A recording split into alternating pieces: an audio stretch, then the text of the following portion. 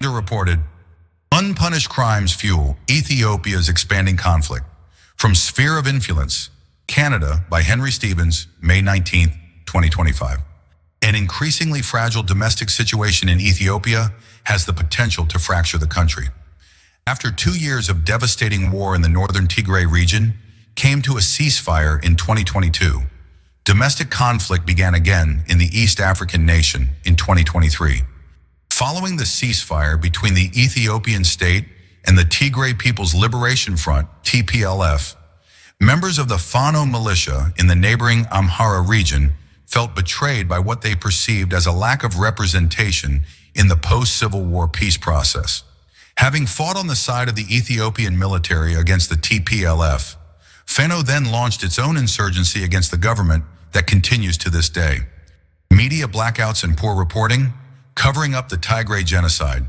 The 2-year war in Tigray displaced over 2.7 million people. Furthermore, the fighting between the two sides killed 300,000 civilians and 400,000 soldiers. The United Nations International Commission of Human Rights Experts on Ethiopia published their findings in October of 2023, stating that they were not able to make the determination that genocide was committed by Ethiopia, Eritrea, and Fano against the Tigrayan people.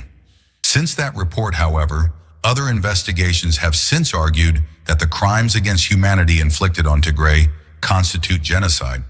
War crimes were also perpetrated by the TDF and other Tigray-affiliated groups, particularly in kidnappings, torture, and murder against Amhara people.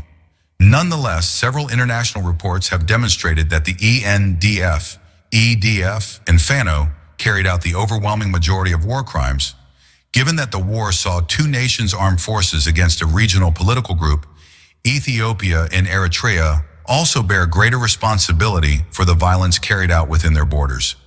Exact casualties on each side are still hard to determine, especially with the difficulties of factoring famine deaths into these totals, withholding of aid and destruction of crops occurring throughout the war. State-sponsored media blackouts throughout the war partially caused this challenge of acquiring information, as Ethiopia and Eritrea barred many international observers from investigating the conflict. Tigrayans have become a scapegoat for Ethiopia's rising ethnic tensions. The Ethiopian and Eritrean states have spread dehumanizing rhetoric referring to Tigrayans as daylight hyenas, cancer, and weeds. Meta has faced international scrutiny for allowing this one-sided narrative on their platforms, with countries such as Kenya launching civil suits against the American social media conglomerate for its role in the genocide. The exploitation of ethnic tensions continues post-genocide. One could argue that Abiy Ahmed engaged in a national campaign against the Tigrayans as an attempt to unify Ethiopia's ethnic groups and neighboring Eritrea against a common enemy. After the 2022 ceasefire signed in Pretoria, this gamble has more or less backfired. Despite fighting alongside Eritrea and Ethiopia, they did not give Amhara group Fano a seat at the negotiating table.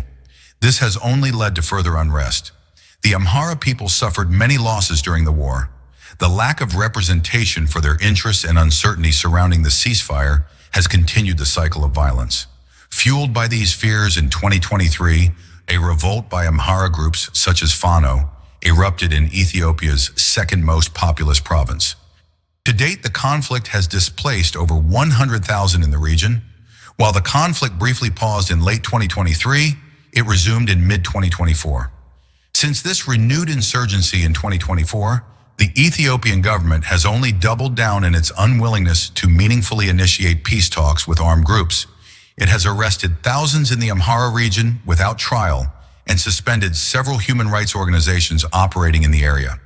These decisions have only further radicalized the Amhara population against the unpopular Abiy regime. Self-interest over accountability, international actors' indifference toward Ethiopia. The ongoing insurgency in Amhara demonstrates the risk of hasty, short-term peace deals. These deals have only continued to politically alienate Ethiopia's major ethnic groups. Moving forward, there is a need for a lasting, internationally mediated resolution to the Tigray War. Independent international investigations into events in Tigray have been continually blocked and obstructed by Ethiopia and Eritrea. As the fighting has the potential to engulf the whole country, The international community must pay greater international attention to this event, especially given the lack of media coverage given to the initial war. International actors in Ethiopia's recent conflicts have been eager to exploit the country's recent conflicts for their own economic or geopolitical gain. While there has been little to no overt military support for one side over the other, the continuation or expansion of trade deals with Ethiopia demonstrates the unspoken approval for Abiy's actions. Several Western nations placed sanctions against Ethiopia during the course of the war. The European Union, Russia, Canada, China, and the United States have all signed new economic or military partnerships with the state since 2022. U.S. interests in the region have been consistently self-interested. The U.S. supported Abiy Ahmed's regime throughout the genocide, yet from the mid-90s onwards also provided financial backing to the Tigray People's Liberation Front-headed national government. This support was not only self-serving, but actively harmful in the long term. In labeling TPLF as US-backed, the Ethiopian state and its allies have been able to legitimize their campaign in Tigray under the banner of fighting imperialism. This narrative loses its weight when examining the much warmer history of Chinese cooperation with the TPLF. The United States Biden administration's indecisive support for justice in Tigray only further demonstrates its self-interest. Despite Ethiopia not delivering on its 2022 ceasefire agreement, the U.S. has expressed no issue with continuing to make mutually beneficial business deals with the Ethiopian government. The U.S. State Department continues to designate the TPLF a terrorist-adjacent organization by the U.S. State Department and sanctions its top officials alongside the Ethiopian government. Ethiopia's smear campaign against the U.S.'s supposed past support for the TPLF appears to be a non-issue when it comes to forming economic partnerships with the North American country. Overall, this accusation has been a major factor in preventing solidarity from forming between the Tigray cause and other progressive factions. Running out of time to prevent conflict, expanding to Ethiopia's largest provinces. 3 years removed from the ceasefire agreement, the crisis in Tigray has not ended. Ethiopian and Eritrean armed forces have continued to remain in the province. As a result, the Tigray Defense Forces, TDF, previously ordered to disarm as a condition of the ceasefire, have not done so. With a lingering food crisis alongside internal political fallout, the situation in Tigray remains uncertain. What began as armed conflict in the Tigray province now has the potential to spread into 3. The new insurgency in Amhara has begun to bleed into the neighbouring Oromo region. While Oromo has seen its own low-level ethnic-based conflict for the past 5 years, a peace deal signed in December of 2024 could be under threat by the increase in conflict. Furthermore, conflict in Tigray between the TPLF and Eritrea has the potential to reignite. Altogether, Abiy Ahmed's policies have only continued to spiral Ethiopia into unstable and dangerous territory. A unified Ethiopia may still be possible, but this potential is fading. Blaming Tigrayans, or any other ethnic group, for the rise in violence has not and will not be an effective strategy in resolving conflict in the Horn of Africa. Without meaningfully addressing the ways that political interests have exploited ethnicity throughout its history, Abiy's Ethiopia runs the risk of further polarization between its diverse ethnic groups.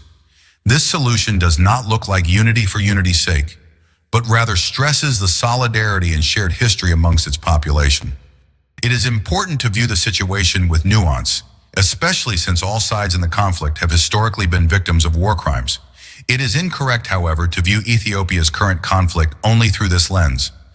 The Ethiopian and Eritrean states bear the majority of the blame for the violence.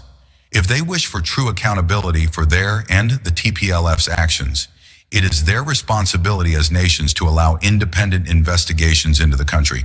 So far, they have not done so.